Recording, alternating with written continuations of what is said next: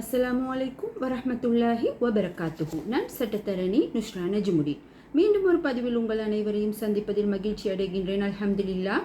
இன்றைக்கு நான் உங்களோட பேச போகிற விஷயம் என்னென்னு பார்த்தீங்கன்னு சொன்னால், ஏப்ரல் 21 நெருங்கி கொண்டு வரும் வேளையில் நிறைய கோடாரி காம்புகள் முளைச்சி கொண்டு வராங்க. அது சம்பந்தமாக சில ஆட்களுக்கு கட்டாயம் பதில் கொடுக்க வேண்டி இருக்குது என்றதால தான் இந்த வீடியோவை நாங்கள் போடுறோம். ஏப்ரல் 21 தாக்குதல் என்றது யாருக்கும் மறக்க முடியாத வழிகளை ஏற்படுத்திய ஒரு தாக்குதல். கிறிஸ்தவ மக்களாக இருந்தாலும் சரி, அவங்களோட எத்தனையோ உயிர் சேதங்கள் ஏற்பட்டு இன்னும் வர காட்டும் அதிலிருந்து மீள முடியாமல் இருக்கிறாங்க. அதே மாதிரி முஸ்லிம் சமூகத்தில் உள்ளவங்க அநியாய கைது, தடுத்து வைப்பல், அந்த மாதிரியான கோர நிகழ்வுகளுக்கு முகம் கொடுத்து இன்னும் அதிலிருந்து வெளிவர முடியாத துயரத்தில் இருக்கிறாங்க. இங்கே என்ன பிரச்சனை என்று சொன்னால், குற்றம் செய்தது யாராக இருந்தாலும் கட்டாயம் அவங்க தண்டனை அனுபவிச்சே ஆக வேண்டும் என்றதில் எந்த மாற்று கருத்தும் இல்லை. அது யாராக இருந்தாலும் குற்றவாளி என்று இனம் காணப்பட்டால் கட்டாயம் தண்டனை அனுபவிச்சு தான் ஆகணும். அதில் நான் உறுதியாக இருக்கிறேன். அந்த அடிப்படையில் இந்த NPP அரசாங்கத்திட தேர்தல் விஞ்ஞாபனத்திலையும் போடப்பட்ட ஒரு விஷயம் தான் என்ன, இந்த ஏப்ரல் 21 முன்னர் இந்த தாக்குதலின் முக்கிய சூத்திரதாரியை நாங்கள் மக்கள் மயப்படுத்துவோம், அறிவிப்போம், அவங்களுக்கான தண்டனையை கொடுக்கறதுல நாங்கள் மும்முரமாக ஈடுபடுவோம் என்றது. அது மட்டும் இல்லாமல் அவங்களோட தேர்தல் விஞ்ஞாபனத்தில் கூறப்பட்ட இன்னொரு விஷயம் பயங்கரவாத தடுப்பு சட்டம் PTA என்றதை நாங்கள் இல்லாமல் பண்ணுவோம் என்றது. என்னென்னு கேட்டால், இந்த பயங்கரவாத தடுப்பு சட்டம் என்றதில் பாதிக்கப்பட்ட ஒரு குறிப்பிட்ட சமூகங்கள் தான் பாதிக்கப்பட்டிருக்கு. அதில் முதலாவது இந்த JVPயினர். அவங்களோட காலத்தில் ஏற்பட்ட கலவரங்களுக்காக இந்த பயங்கரவாத தடுப்பு சட்டம் அவங்களோட மேலே பாஞ்சு நிறைய இழப்புகளை அவங்க ஏற்படுத்திக்கிறாங்க. அதே போல் LTT பிரச்சனையின் மூலம் தமிழ் சகோதரர்கள்ட மேலே இந்த பயங்கரவாத தடுப்பு சட்டம் பாயப்பட்டு இன்னும் வர காட்டும் சிலர் அரசியல் கைதிகளாக தனது வாழ்நாள் முழுவதையும் சிறையிலே கழித்து செத்து போனாக்களும் இருக்கிறாங்க, இன்னும் சிறையிலே இருக்கிறாக்களும் இருக்கிறாங்க. அதே மாதிரி மூணாவது சமூகமாக இந்த முஸ்லிம் சமூகம் இந்த ஏப்ரல் 21 தாக்குதலுக்கு பின்னர் முஸ்லிம் சமூகத்தின் மீது அநியாயமாக இந்த பயங்கரவாத தடை சட்டம் பாய்து. ரைட், உங்களுக்கு எல்லாம் தெரியும், யாரும் மறந்திருக்க மாட்டோம். 6 வருஷம் தான் ஆகுது. என்னென்ன மாதிரியான கைதுகள் எல்லாம் இடம்பெற்றுச்சு. கொள்கை சகோதரர்களாக இருந்தால் ஊரில் போட்டி பொறாம வஞ்சகத்தை தீக்கோணும் என்று யாரும் நினைச்சா உடனே அவங்கள பற்றி கம்ப்ளைண்ட் கொடுத்தா கைது செஞ்சுட்டு போயிட்டுருவாங்க. கைது செஞ்சுட்டு போனால் DO போட்டு 90 நாள் தடுப்பு காவலில் வச்சு அதுக்கு போகிறோம் நீதிமன்றத்தில் அலைஞ்சு ஹைகோர்ட்லேயும் பெயில் ரிஃப்யூஸ் ஆகி அட்டர்னி ஜெனரல் ஒப்பீனியன் நிறைய சிரமப்பட்டிருக்கிறாங்க எங்களோட முஸ்லீம் சகோதரர்கள்.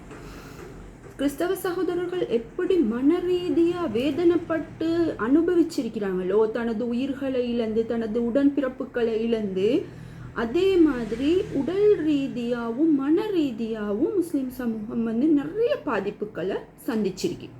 அதில் உதாரணமாக பாருங்கள், நிறைய பேர் போட்டி காரணமாக, பொறாமை காரணமாக, அந்த கொள்கை வேறுபாடு காரணமாக போட்டு கொடுத்தாக்கள் தான் இங்கே நிறைய பேர் தொழில் வாய்ப்புகளை இழந்து, குடும்பத்தை இழந்து, நோயாளியாகி மனநோயாளியாகி, சமூக அந்தஸ்தை இழந்து, குழந்தைகள் ஸ்கூலுக்கு போவே இல்லாமல் இன்னும் உங்களோட பாப்பாவை பிடிச்சி ஜெயிலில் போட்டாம, இன்னும் உங்களோட நானாவை பிடிச்சி ஜெயிலில் போட்டா, மன ரீதியாக பாதிக்கப்பட்டு தனது தொழில் வருமானங்கள் சொத்துக்கள் எல்லாத்தையும் இழந்து இன்றைக்கு வர காட்டும் நோயாளியாக இருந்து, அதாவது இன்னும் வர காட்டும் கேஸ் முடியாமல் எத்தனையோ பேர் இருக்கிறாங்க.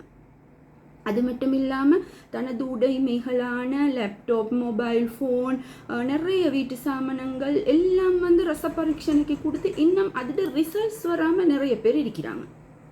ஆகவே நிறைய இழப்புக்களை இந்த முஸ்லீம் சமூகம் சந்திச்சிருக்குது. அதே மாதிரி கிறிஸ்தவ சமூகத்துக்கு ஈடு செய்ய முடியாத இழப்புக்கள் சந்திக்கப்பட்டிருக்கு. அதனால் குற்றவாளி யாராக இருந்தாலும் கட்டாயம் தண்டிக்கப்பட வேண்டும் என்றதில் எந்த மாற்று கருத்தும் இல்லை. அது அரசாங்கத்திட ஒரு டியூட்டி. முன்னே அரசாங்கங்கள் விசாரிப்பேன் என்று விசாரித்து ஒரு நிலைமைக்கு இப்போ கொண்டு வந்திருக்கிறாங்க. அந்த நிலைமையை இந்த அரசாங்கம் கண்டினியூ பண்ணி நிச்சயம் நாங்கள் கண்டுபிடிப்போம் என்று சொல்லி ஒரு உறுதிமொழி கொடுத்து அடிப்படையில் வேலை நடந்துட்டு இருக்குது. இதன் நேரத்தில் ஒரு முந்திரி கொட்டை மாதிரி, அதாவது நான் இருக்கிறேன் என்று காட்டிக்கொள்ளணும் சமூகத்துக்கு என்ற மாதிரி ஒரு யூடியூப் சேனலில் அய்யூப் அஸ்மின் கனடாவில் இருந்து ஒரு பேட்டி ஒன்று கொடுத்திருக்கிறாரு. இது என்ன சம்பந்தமாக, அந்த பயங்கரவாத தடுப்பு சம்பந்தமாக பல விஷயங்கள், தேவையில்லாத விஷயங்கள் எல்லாம் புடுங்கி இருக்கிறது பூராவுமே தேவையில்லாத ஆணியன்னு தான் நான் சொல்லுவேன். ரைட், நிறைய விஷயங்களை அவர் பேசியிருக்கிறார். அந்த பேச்சில் இந்த ஈஸ்டர் அட்டாக் சம்பந்தமான ஒரு பகுதிக்கு மட்டும் நான் அவருக்கு பதில் கொடுக்கணும்னு நினைக்கிறேன். ரைட், யார் இந்த அய்யூப் அஸ்மின்? இப்போ இன்னைக்கு 21ஆம் தேதி வந்தால் ஈஸ்டர் அட்டாக் முடிஞ்சு 6 வருடங்கள் ஆகுது. இந்த 6 வருடங்களை கோமாவில் இருந்துட்டு 21ஆம் தேதி வரப்போகுது என்று சொல்லும் பொழுது ஏதோ ஒரு தூண்டுதலில், யாருடையோ ஒரு ஸ்பான்சரில், யாரோ எழுதி கொடுத்த ஒரு ஸ்கிரிப்டில் அவர் வாயசிச்சுட்டு போயிட்டு இருக்கிறாரு. ஏன், என்ன ரீசன், ஹூ இஸ் ஹீ?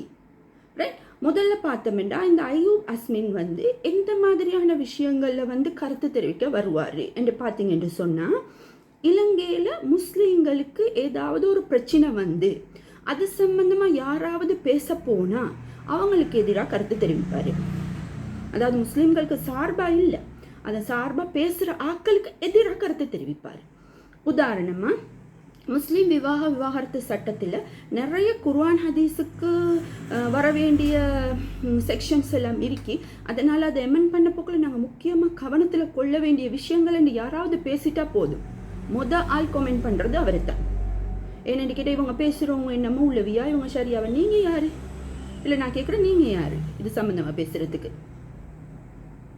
எது எதிராக பேசலுமோ, எது முஸ்லீம்களை குழி தூண்டி புதைக்கலுமோ அந்த மாதிரியான கருத்து சொல்கிறதுல ஆளாக நிற்பார்.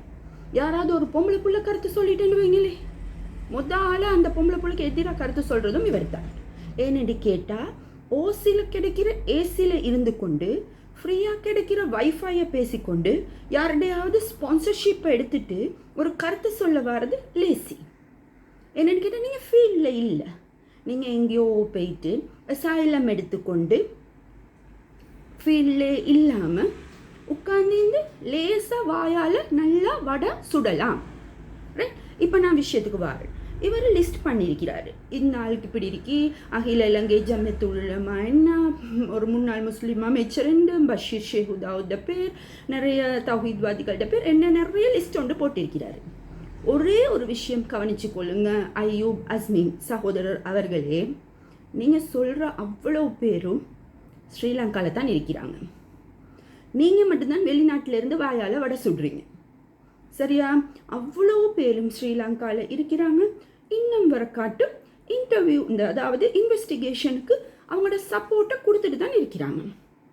உங்களுக்கு தெரியுமா, ஈஸ்டர் அட்டாக்ல அரெஸ்ட் பண்ணப்பட்ட ஆக்கள், விசாரணை என்று அழைக்கப்பட்ட ஆக்கள், தடுத்து வச்ச ஆக்கள், உயர் நீதிமன்றத்தால் விடுவிக்கப்பட்ட ஆக்கள் எல்லாருக்கும் இன்னும் வர காட்டும் இன்வெஸ்டிகேஷன் இன்குவாரி நடந்துட்டு தான் இருக்கி என்றது உங்களுக்கு தெரியுமா?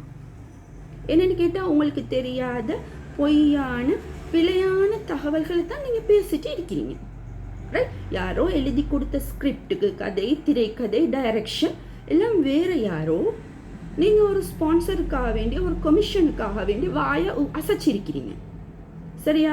அப்போ அதில் இருக்கிற எந்த விஷயமுமே உண்மையா என்று உங்களுக்கு தெரியா இருக்கலாம், சொல்லி இருக்கிறாங்க, அப்படி இருக்கலாம், இப்படி இருக்கலாம், ஒரு பின்புலம் இருக்கலாம் என்று பேசுறது ஒழுங்கான ஆளுக்கு, ஒழுங்கான தகவலை கையில் வச்சுட்டு பேசுகிற ஆளுக்கு அழகு இல்லை, சரியா?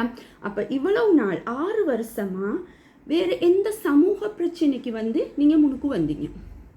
எந்த பிரச்சனைக்கும் இல்லை. நீங்கள் முன்னுக்கு வாரதேண்டா முஸ்லீம்களுக்கு ஏதாவது பாதகம் நடந்தா அந்த பாதகத்தை தட்டி கேட்குறவங்களுக்கு எதிராக நீங்கள் பேசினீங்க. இதுக்கு போகிறோம் திரும்ப கோமால போகிறீங்க.